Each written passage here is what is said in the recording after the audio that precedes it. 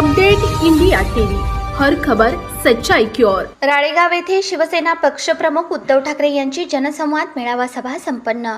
राळेगाव येथे दिनांक 12 मार्च रोजी शिवसेना पक्षप्रमुख उद्धव ठाकरे यांची जनसंवाद मेळावा सभा संपन्न झाला।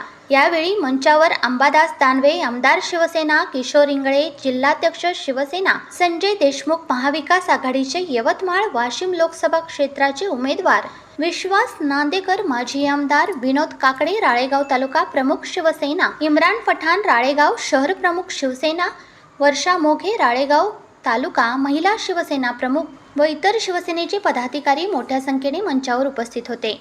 यावेळी संजय देशमुख, अंबादास दानवे, उद्धव ठाकरे यांनी भाषणे केली। उद्धव ठाकरे यांनी आपले मनोगत व्यक्त करताना भाजप सरकारला खडे बोल सुनावले। जमलेल्या माझ्या तमाम हिंदू बांधवांनो, भगिनी आणि मातांनो, अरे दुपारचे 2:30 वाजलेत, जेवणाचं काय? जेवण झालं? माता भगिनीने विचारतो, जेवलात का? नाही म्हणताय। आता आम्ही पण कोणी जेवलेलं नाही, पण मी तुम्हाला खरंच मनापासून साष्टांग दंडवत घालतो। याचं कारण असं की हल्ली जे काही राजकीय कार्यक्रम चालतात, मग ते पंतप्रधानांचे असतील, मुख्यमंत्र्यांचे असतील, आणखीन कोणी, मी जे म्हणतो ना 2 फूल 1 हाफ,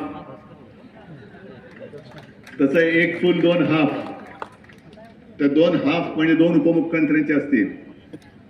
सभेला किती गर्दी येणार? ती गर्दी सगळी भाड्याने आणली जाते, पंचतारांकित हॉटेलमध्ये जेवण मागवलं जातं। मध्ये एक असा व्हिडिओ आला होता की नव्या मुंबईमध्ये एका उपमुख्यमंत्र्यांनी कार्यक्रम लावला, 2-3 हजार किलोची बिर्याणी होती म्हणे, मला माहित नाही किती किलोची किती बिर्याणी होती।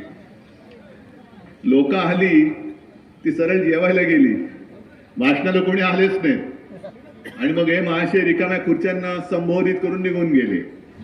आणि म्हणून मला तुमच्या समोर मी नतमस्तक का होतोय की तुमचे आशीर्वाद जे आहेत, एक सुद्धा व्यक्ती इकडे कोणी पैशाने देऊन आणलेला नाही, पैसे देऊन आणलेला नाही, भाडुत्री कोणी नाही, उपाशी पोटी आहात।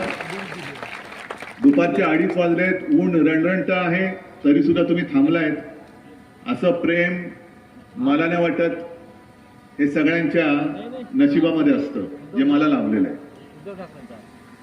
2019च्या लोकसभेनंतर आज पुन्हा एकदा परत 2024ची लोकसभा निवडणूक आलेली आहे। 2019 असेल, त्याच्या आधीची सगळी 20-25 वर्ष मी इथे येत होतोच। यवतमाळ वाशिम ह्या लोकसभा मतदारसंघात मी येत होतो, शिवसेना प्रमुख स्वतः येत होते, आणि मला अभिमान आहे की आजपर्यंत सलग 4-5 अगदी पुंडलिकराव गवळी होते तेव्हापासून हा मतदारसंघ आणि या मतदारसंघातला हा मतदार हा शिवसेनेसोबत राहिलाय। आज सुद्धा काही जणांना असं वाटतंय की हा मतदारसंघ माझाच आहे, मीच निवडून येऊ शकणार नाही। तुम्ही तिकडे खोक्यामध्ये बंद झालात, गद्दार झालात, आणि गद्दारी केवळ उद्धव ठाकरेशी नाही केली, ही गद्दारी केवळ शिवसेनेशी नाही केली, तर ज्या विश्वासाने जनतेने तुम्हाला निवडून दिलं होतं त्या जनतेशी तुम्ही गद्दारी केलेली आहे। मध्यंतरी आपले माननीय पंतप्रधान मोदीजी यवतमाळमध्ये येऊन गेले, आता काही दिवसापूर्वीच असतील। मी मुंबईतल्या पेपरमध्ये वाचलं की प्रत्येक वेळेला प्रचाराची सुरुवात करण्याच्या दिवसामध्ये मोदीजी यवतमाळला येऊन जातात। त्यांना असं वाटतं यवतमाळमध्ये सभा घेतली की आपण जिंकतो। बरोबर होतं तेव्हा, आता नाही। कारण 2014ला त्यांनी जी काही तुम्हाला वचनं दिली होती, मुळामध्ये एक लक्षात घ्या की आपले संजय देशमुख काय, अंबादास दानवेजी आहेत, आणि तुम्ही सगळेजण तर खुद्द शेतकरी, आणि तुम्ही हे भोगताय, जे आम्ही बोलतोय ते तुम्ही भोगताय। कापसाचा भाव किती होता, किती झाला, सोयाबीनला काय होता, सोयाबीनचं किती झाला, हालत काय झालेली आहे, पीक विमा योजनेचे पैसे मिळाले का, ज्यामध्ये काही आपत्ती आली त्याचे पैसे तुम्हाला मिळाले का? नाही मिळाले। आता सुद्धा मी येऊन जर का तीच रड लावली की सोयाबीनला किती भाव मिळत होता आणि आता काय मिळतोय, कापसाला किती मिळत होता आता काय मिळतोय, तुम्ही म्हणाले आम्हाला माहिती आहे, तुम्ही काय सांगताय? पण गेली 20-25 वर्ष आम्ही प्रश्न विचारण्यासाठी नव्हतो आलो, तर त्या प्रश्नाला उत्तरं देण्यासाठी म्हणून आलो होतो. आणि आम्हाला असं वाटलं होतं की उत्तरं देऊ शकणारी आपली तेव्हाची युती असेल.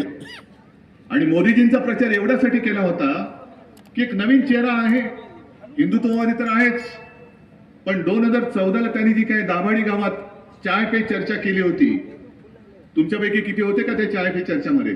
चहा प्यायलात तिकडे? मग काय काय त्यांनी सांगितलं होतं? मी इकडे मुद्दामून काही त्यांची आता ज्याला गॅरंटी म्हणतायत, काय विचित्र प्रकार आहे.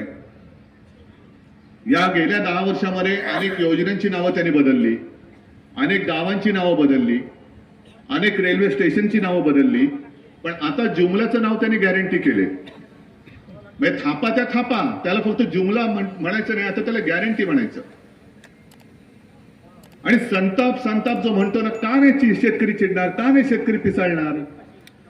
तुम्ही 2014ला जी आश्वासनं दिली होती, त्या आश्वासनांचं काय झालं? त्यांनी सांगितलं होतं ना की शेतकऱ्यांचं उत्पन्न दुप्पट करू, सांगितलं होतं की नव्हतं? हो की नाही? बरोबर, मी वाचतो, तुम्ही हो झालं असेल आनंद आहे, नसेल तर हो किंवा नाही सांगा. शेतकऱ्यांचं उत्पन्न दुप्पट करू, झालं का? स्वामीनाथन समितीच्या आधारे हमीभाव देऊ, दिला का? बँका शेतकऱ्यांच्या दारावरती जाऊन कर्ज पुरवठा करतील, करतायत का? उलट बँका येऊन काय करून जातात? जप्तीच्या नोटिसी लावून जातात, जप्तीच्या नोटीस लावून जातात. बरोबर आहे ना? आता हे पुढचं वाचण्याच्या आधी मला एक तुम्हाला गोष्ट सांगतो. गोष्ट म्हणजे काय राजा राणीची गोष्ट नाही. आता सुप्रीम कोर्टामध्ये एक केस सुरू आहे, निवडणूक रोखे. आहे तुम्हाला कल्पना त्याच्याबद्दल? भारतीय जनता पक्ष, ज्याला मी भाडोत्री जनता पक्ष म्हणतो, कमळाबाई म्हणतो, ते जे बेंबीच्या देठापासून बोंबलून सांगतायत की गेले 60-65 वर्ष